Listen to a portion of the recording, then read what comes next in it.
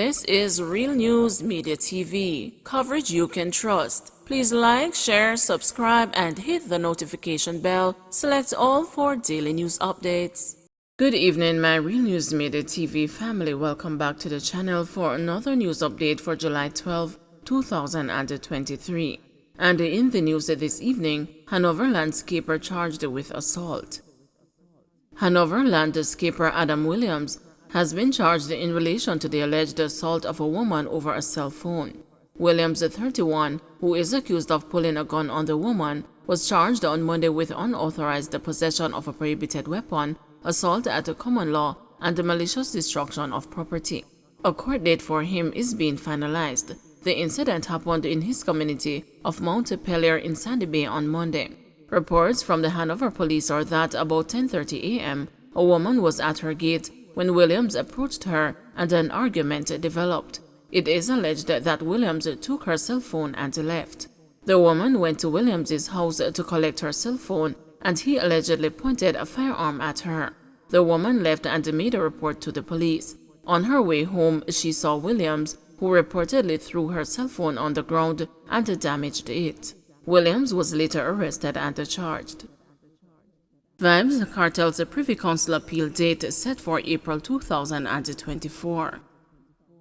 The UK Privy Council on Monday provided a timetable for the hearing of the appeal of incarcerated DJs Vybz Kartel and Sean Storm, as well as two other appellants. The law lords set the tentative date of April 16 to 18, 2024. Attorney Lawbert Samuels told the news that there are new developments that could aid in the carriage of justice. Kartel, Sean Storm, Kaira Jones, and Andre St. John were all given life sentences in April 2014 for the 2011 murder of Clive Lizard Williams, which prosecutors say occurred at the summertime hitmaker's house in Havendale, St. Andrew. The men have been languishing in custody for over a decade, and we hope that they will have their day in court. We have very interesting grounds in the Privy Council which have never yet been considered. Some of them have to do with jury management by the judge. Some of them have to do with how you manage a jury which has had a tainted person on the jury, accused of, as it were, influencing the other jurors with money. And those are issues of great public importance. So we look forward to them hearing this matter in April of next year, and we are hoping that justice will prevail. MOE looking to settle outstanding payments to teachers for summer school program.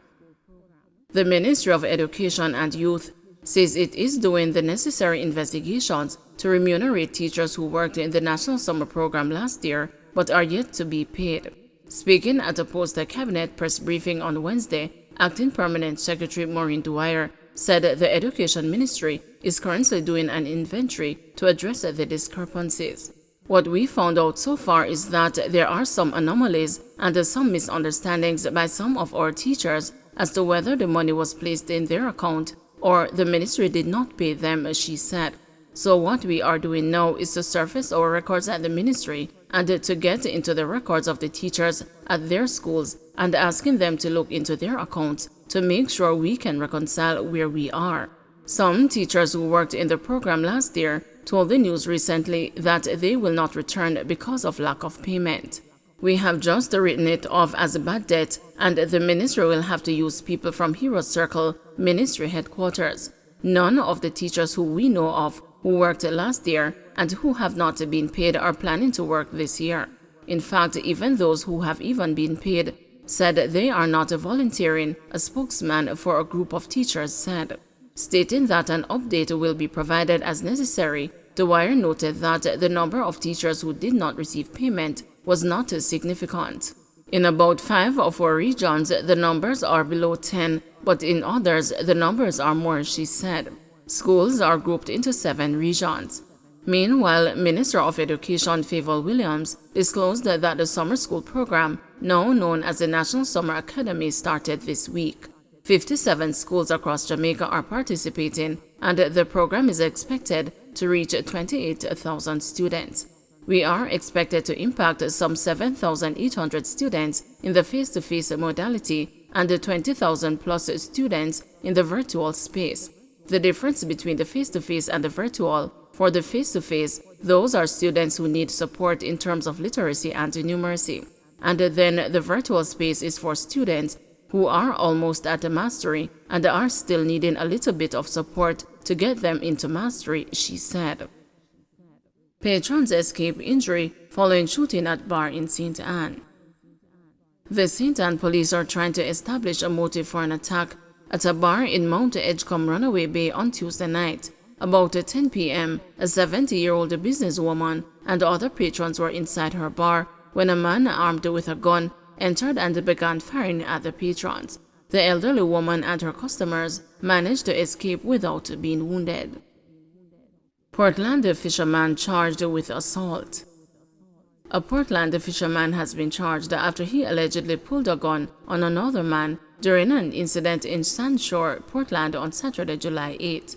Charged with illegal possession of firearm, assault at the common law, and assault occasioning actual bodily harm is 30-year-old Christopher Gale, otherwise called the Pug, of a Sandshore address. Reports from the Mansion Hill police are that a man was at home when he heard a woman and Gale arguing and went to investigate. Whilst checking, Gale pushed the man to the ground, after which he pulled a firearm, pointed it at the man, and then ran. The matter was reported to the police and an investigation launched. Gale was arrested and charged on Monday, July 10, when he reported at the station as part of his condition of bail in another matter. He is set to appear in the Portland Parish Court on Friday, July 14. Meeting to avert a strike by NWC workers is still ongoing.